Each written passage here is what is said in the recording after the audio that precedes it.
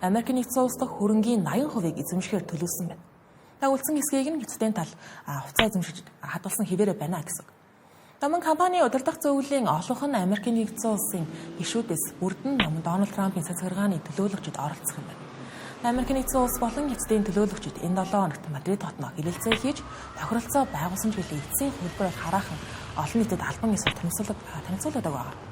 Дональд Трамп болон Ши Жинпин нар баасан гарагт утсаар ярилцах үеэр гэрээг албан ёсоор батлах төлөвтэйгээр Oracle компани үүсгэн байгуулагч Ларри Эллисон 2020 оноос хойш TikTok-ийн Америкийн нэгдсэн улс дахь дата хадгалалтыг хариуцж байгаа.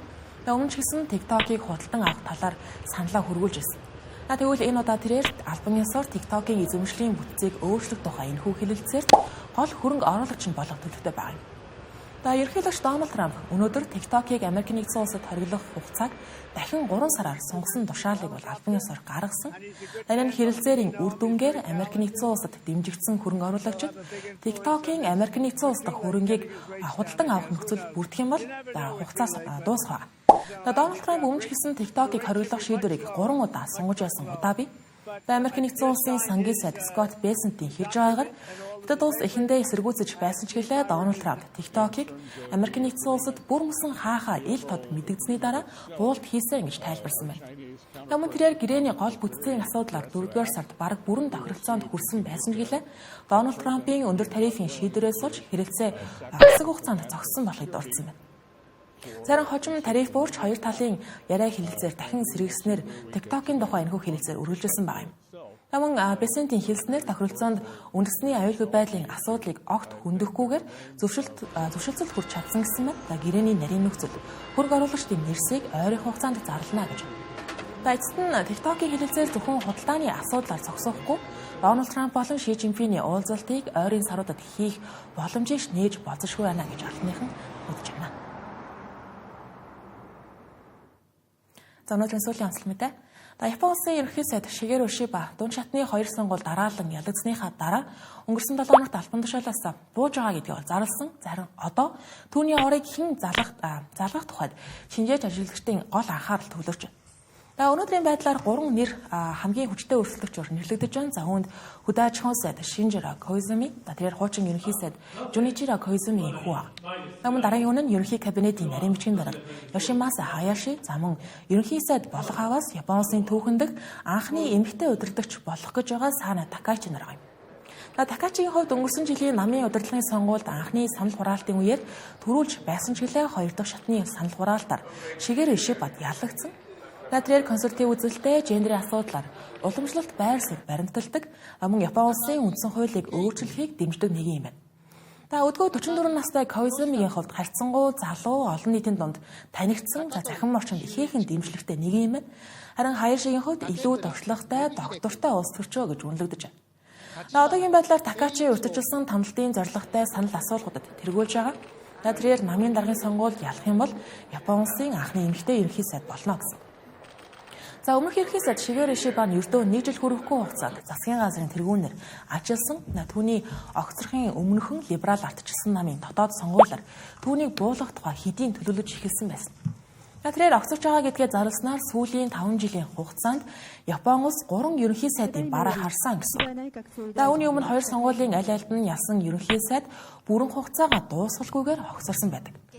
Ирэх 10 дугаар сарын ихээр либерал ардчилсан намын удирдлагын сонгуул явагдана. Ялсан хүн нь шинэ ерөнхий сайд болох нь тодорхой. Гэхдээ Японы дараагийн удирдагчид удирдагчийн өмнө ноцтой сорилтууд бол тулгарч байгаа. Үүнд Америкийн нэгдсэн улс болон Японы улсын харилцааг зохицуулах, зогсоныг мэдэж байгаа инфляц амжиргааны зардлын хямралыг шийдэх, хоёр танхимд олонхоо алдсан парламенттай ажиллах зэрэг багтана. Энэ нь болсон парламентын дээд танхимын сонгуулиар либерал ардчилсан нам дахин ялагдаж олонхоо алдсан байдаг. Энэ нам доторх фракцуудын зөрчил мөн сонгогчдын итгэлийг алдсантай холбоотой гэж дүгнэж болохоор. Тэгвэл Японд яагаад ерөнхий сайдууд тогтохгүй байгаа вэ гэдгийг харах юм бол сүүлийн 20 жилийн хугацаанд Японы улс 10 гаруй ерөнхий сайдтай болсон. Тэдний ихэнх нь бүрэн хугацаагаа дуусгалгүйгээр огцорсон байдаг. Энэ нэг талаас либерал ардчилсан нам бараг тасралтгүй эрх барьж байгаа буюу нэг намын давмгай байдалтай холбоотой гэж болно. Мөн нам доторх фракцуудын дунд ширүүн өрсөлдөн өрнөдөг, удирдагч болоод удаагүй байхад нь өөрийг нь унгаах оролдлого нам дотроос нь гарч ирдэгтэй холбоотой юм байна. За өмнөх жишээг дурдахад 2020 онд Йошихиде Суга ерөнхий сайд болсон жилээ 1 жил хүрэхгүй хугацаанд огцорсон. Түүнээс хойш Фумио Кишида албан тушаалаа авсан боловч авилгын туйлан болон эдийн засгийн уналтаас олж 2024 онд огцорсон байдаг. Түүний оронд гарч ирсэн Шигеро Ишиба ч гэсэн ард түмний дэмжлэгийг авч чадалгүй инхүү огцорж байгаа юм. Дашин өдөрдөгч Япон улсын Австрийн богино настай ерөнхий сайд нарын хүчилгээг зогсоож чадах эсхийг олон нийт анхааралтай ажиглаж байгаа юм. Мэдээ өргөлж байна. Энэсэд би зарим мэдээллийг давчаар багслан өргөх болно. Америк нэгдсэн улсын төрийн даргын бичгийн дарга Марко Рубио, ерөнхийлөгч Дональд Трамп болон Украин улсын ерөнхийлөгч Владимир Зеленский нар эх 7 хоногт Нью-Йорк хотноо болох нэгдсэн үндэсний байгууллагын ерөнхий ассамблеийн үеэр уулзаж магадгүй гэжээ. Тэрээр Израиль сэтгүүлчдэд ярихдаа Дональд Трамп Орос улбаны улсын ерөнхийлөгчтэй хэд хэдэн удаа уцаар ярьж мөн Владимир Зеленскийтэй уулзсан, дахин уулзалт хийхээр төлөвлөж байгааг хэлсэн байна. Энэхүү уулзалт нь Польш улсын зүгээс НАТОд Украины дээгүүрх нислэгийг хориглох бүс тогтоохыг шаардаж байгаатай давхцаж байна.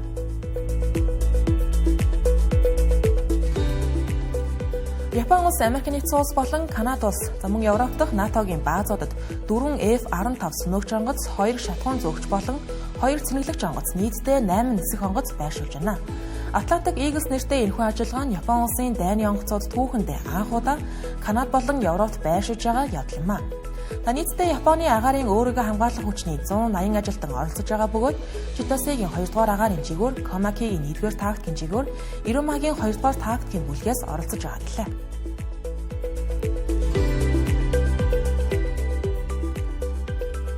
Израиль улсын ерөнхий сайд Биньямин Нетаньяху улс орноо бүс нутгийн супер Спарта болох тухай мэдээллээ.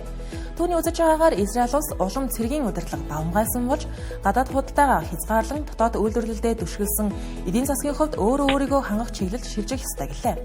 Гэвч энэхүү төлөвлөгөө нь олон иргэдийн дургуутслыг төрүүлж улс орон тусгаарлагдсан байдалд орж болзошгүй гэсэн айдсыг нэмэгдүүлж байна. Биньямин Нетаньяхугийн үгний дараа Тель Авивын хөрөнгийн зах зээлд хувьцааны ханш унаж шекел долларын эсрэг суларсан байна.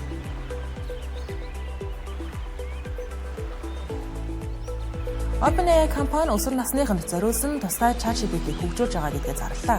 Энэхүү хувилбар нь 18-аас доош насныхныг энгийн ChatGPT ашиглахыг хязгаарлах, нас тодорхойлох технологид бөгөөд эцэг эхчүүдийн оролцоог илүү нэмэгдүүлжээ. Тухайлбал эцэг эх хүүхдүүдийнхээ аккаунтыг өөрсдөө холбож, чатбот хэрхэн хариулахыг удирдах боломжтой, мөн зарим функцийг идэвхгүй болгох, харилцан ярианы түүхийг хянах, хүүхэд сэтгэл зүйн хүнд нөхцөл байдалд байгааг илрүүлэх юм бол мэдээлэл хүлээн авах боломжтойгоос гадна ChatGPT-г ашиглах цагийн хуваар тогтоох боломжтой байна.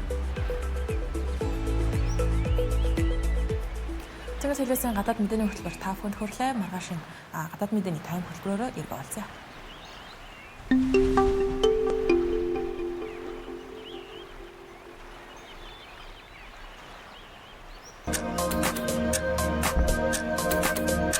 Америк нэгдсэн улстай байгуулсан цөмийн зэвсэг хоригдуулах тухай New Start гэрээний хугацааг сунгах боломжтой талаар Орос улбаны улсын ерөнхийлөгч Владимир Путин хэлж байна. Нэгдсэн үндэсний байгууллагын ерөнхий ассамблеийн 80 жилийн ойн чуулганд Америк нэгдсэн улсын ерөнхийлөгч Дональд Трамп оролцож эндээс үг хэлнэ. Палестины засаг захиргааны удирдагч Махмуд Аббас Америк нэгдсэн улсын визний хоригийн улмаас нэгдсэн үндэсний байгууллагын чуулганд оролцож чадсангүй. Энэ онд бүртгэгдсэн хамгийн хүчтэй хар салхи Рагаса Хонконгийг чиглэж байна. Арамдаг үзэгчтэй Цэнгэр телевизийн гадаад мэдээний хөтөлбөр та бүхэнд хүрч байгаа. Бид олон улсад болж байгаа онцлог үйл явдлуудаас таймлан та бүхэнд хүргэх болно.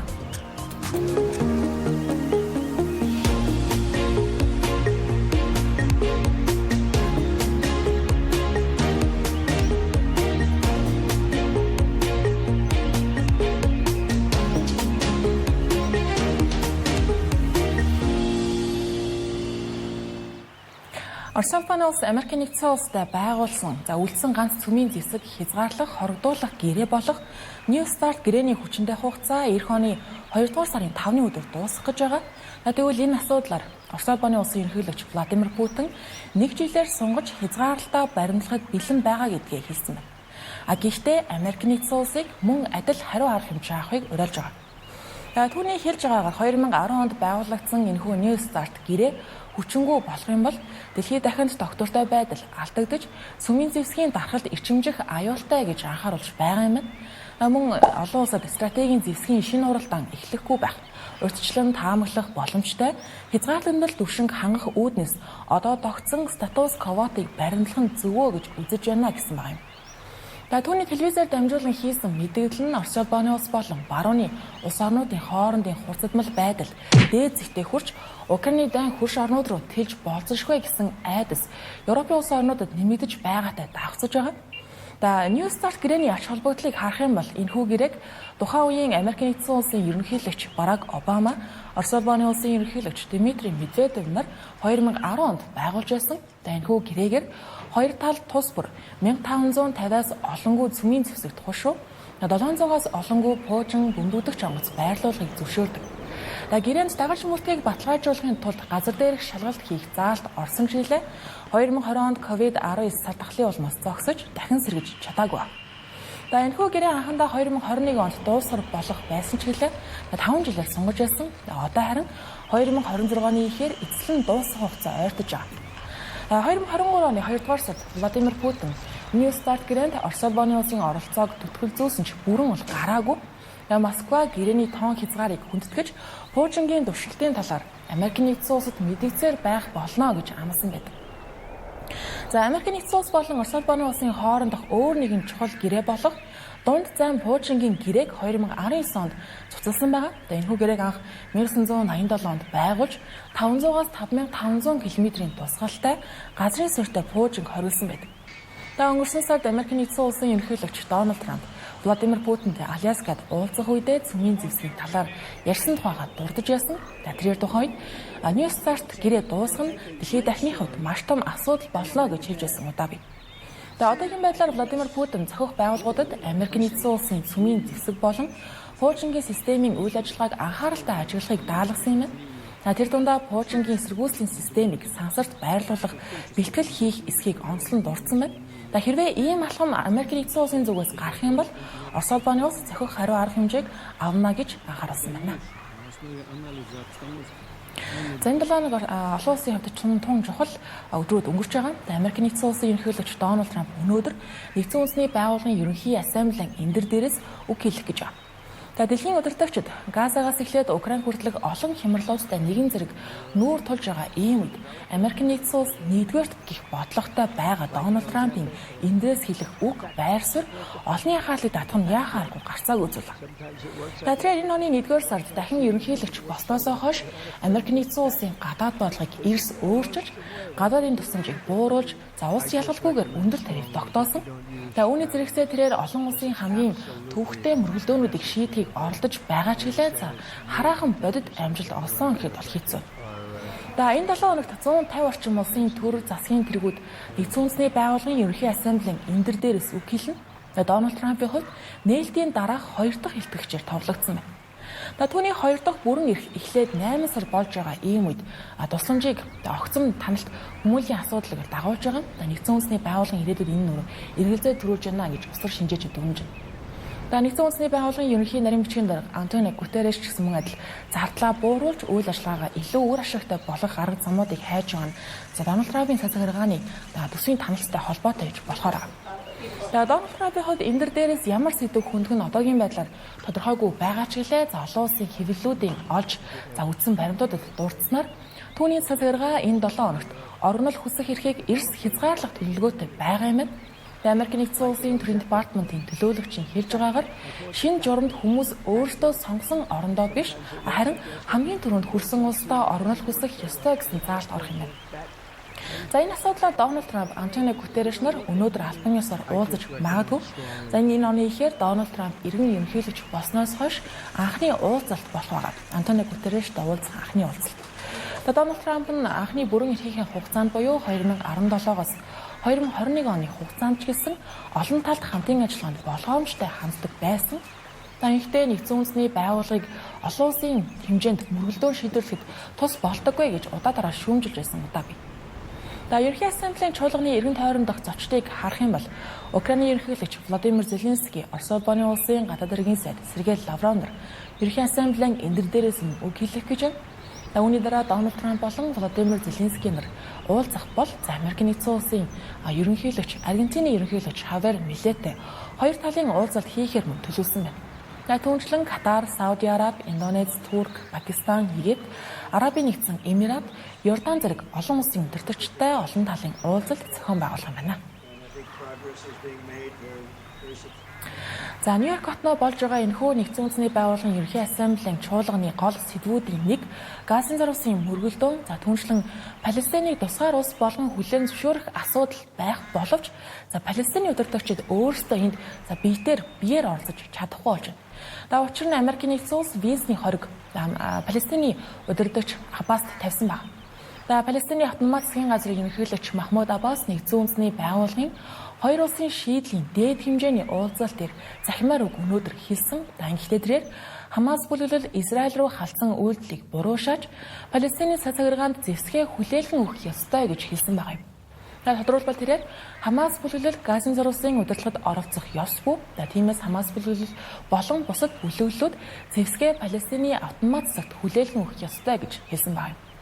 Энэхүү Франц болон Сауди Араби хоёрын хамтран зохион байгуулсан чуулган дээр нэгдсэн үндэсний байгууллагын ерөнхий нарийн бичгийн дарга Антонио Гутерреш 3 дахь илтгэлийг хийсэн. Гэхдээ Америк нэгдсэн улс Аббас болон түүний төлөөлөгчдийг Нью-Йоркт оруулах виз олгоогүй сэтгэл дундуур байгаа гэдгийг илэрхийлсэн байна. Үүнээрээ Палестины тусгаар тогтнол нь шагнал биш, харин тэдний хууль зүйн хууль ёсоор олгогдсон эрх юмаа гэж хэлсэн байна. Америк нэгдсэн улс нь Аббас болон түүний багийнханд үндэсний аюулгүй байдлын шалтгаанаар виз олгоогүй гэж тайлбарч байгаа. Гэхдээ нөгөө талд Франц болон бусад олон Европын улс орнууд энэ 7 хоногийн эхээс эхлэн Палестиныг тусгаар улс гэж албан ёсоор хүлээн зөвшөөрсөн нь ээж дараалан зарласаар. Харин Америк нэгдсэн улс болон Израилийн тухайд энэ асуудлыг зөвхөн хэрэгцээний замаар шийдэх ёстой гэж үзэн Европын улс орнуудын санаачлагыг эрс эсэргүүцэж байгаа юм. Тэгвэл нэгдсэн үндэсний байгууллагын энэхүү хурал Палестиныг оролцуулахгүй байлгах зорилготойгоор визийг нь Америк нэгдсэн улс цуцалж байгаа нь хууль эрхцэн хувьд хэр үндэслэлтэй шийдвэр үүсгийг харъя.